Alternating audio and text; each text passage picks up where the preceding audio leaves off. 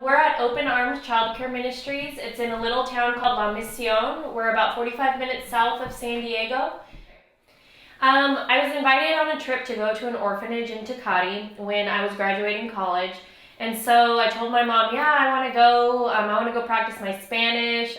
I went on this trip to this orphanage and it was a life-changing trip. It changed my life forever. The reason we built this place is because we wanted to do like a refuge where the kids can come in and then we can help out the families. And the reason why we do this is because we really want to keep the families together. That's our whole goal. Right now there's 5,000 to 6,000 kids on the streets of Baja California because orphanages are jam-packed full and there's no daycares. And I just said there's got to be another answer than all these kids being dropped off in orphanages.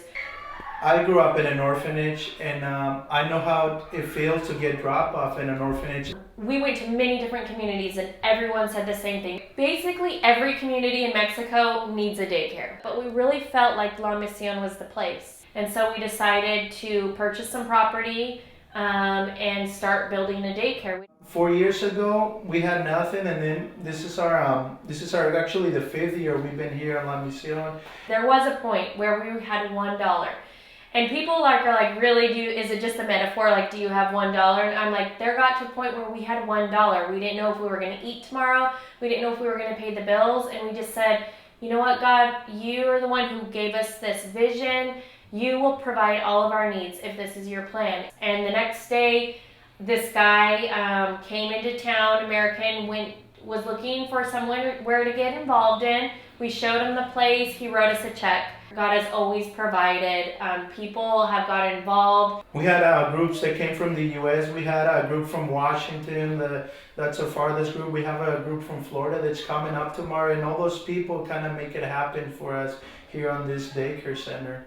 Well, the funny thing is that we didn't do any advertising because it's a small town, 6,000 people. So I mean, normally everyone builds around here cinder block.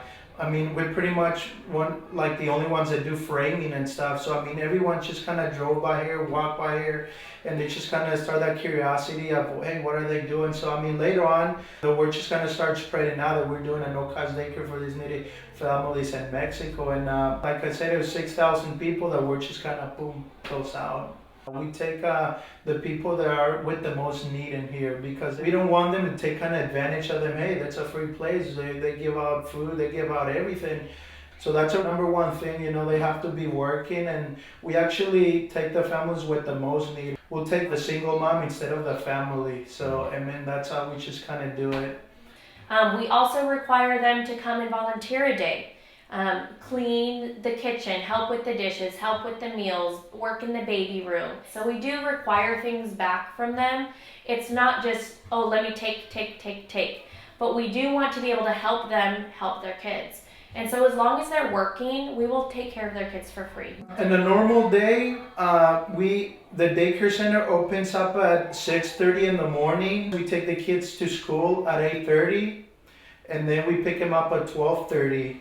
And then they'll be back here, and then they eat lunch here, and then that's what we would provide for them. And after that, they just kind of do homework and stuff. They get a little bit of free time, and then they start doing Bible classes because that's really kind of important for us to do Bible classes. So we're starting doing that foundation on their lives. Ever since we started the daycare, there's no kid been voluntarily dropped off at the orphanage in town. And so that is a huge accomplishment of that this daycare is working because people are able to go out and work, provide for their family, and keep their kids with them instead of leaving them forever. We would love to open up more childcare facilities in Mexico. It just would really depend on staffing, finding another American couple to work down there. That's our whole vision, and we know like God will provide the people and the financials to do it. If it's in God's will, we're gonna do it. Most people, when they think of Mexico and want to come on a missions trip or a service project or a volunteer project, they think, oh, I want to go help an orphanage. And that's great. Orphanages are great because there is a need for that. But there's a percentage of kids that should not be in orphanages and should not be wandering the streets by themselves. A daycare system really is preventing all of that from happening. We have 30 kids on a waiting list. And so we are just needing more people to sponsor children for as little as $25 a month, more organizations to get involved, more churches to get involved, so we can take in 30 more kids or more if we need to. We are fully funded on individuals in the United States and mostly churches and some businesses. Most of our donations are as little as $25 a month. And if we can get a lot of those, we're able to take care of the kids. There's so many organizations out there that help people after the fact. Where are the people to help the kids before they get there? That's what we want to be. And that is our main goal, keeping a family together, one child at a time.